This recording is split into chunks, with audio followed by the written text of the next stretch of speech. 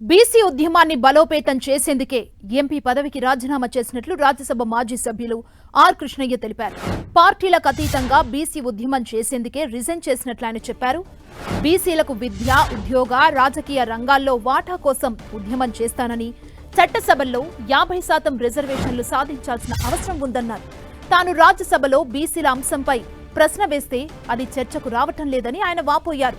బీసీలకు ఇది సరిపోదని భావించే తాను రాజ్యసభ సభ్యత్వానికి రాజీనామా చేసినట్లు ఆర్ కృష్ణయ్య స్పష్టం చేశారు.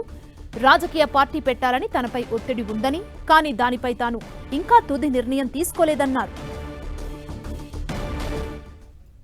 ఇప్పుడు నెక్స్ట్ వచ్చేది బీసీ ఉద్యమం.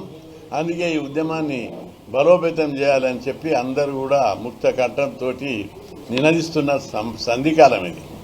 ఆ ఉద్దేశంతో రాజ్యసభ పదవి కాలం ఇంకా 4 ఏళ్ళు ఉంది. ఉన్నప్పటికీ కూడా ఆంధ్రప్రదేశ్ ముఖ్యమంత్రి జగన్మోహన్ రెడ్డి గారు ఎంతో అభిమానంతో సామాజిక న్యాయం జరగాలి ఈ కులాలకని నా పోరాటాన్ని, బీసీల హక్కుల కోసం పోరాడుతున్న వైనాన్ని గుర్తించి, కమిట్మెంట్ని గుర్తించి రాజ్యసభ ఇచ్చారు. 2 సంవత్సరాలను.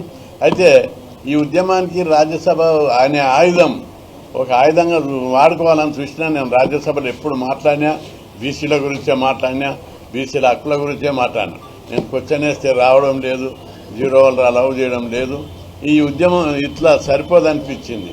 అందుకే ప్రజా ఉద్యమాన్ని ఒక రాష్ట్రంలో ఎట్లయితే హర్యానాలో జాట్లు ఉద్యమం చేస్తే కేంద్ర ప్రభుత్వం దిగొచ్చింది వాళ్ళ కాలకాడి, రాజస్థాన్లో గుజ్జాలు ఉద్యమం చేస్తే కేంద్ర ప్రభుత్వం దిగొచ్చింది, రాష్ట్ర ప్రభుత్వం దిగొచ్చింది వాళ్ళ దగ్గరికి.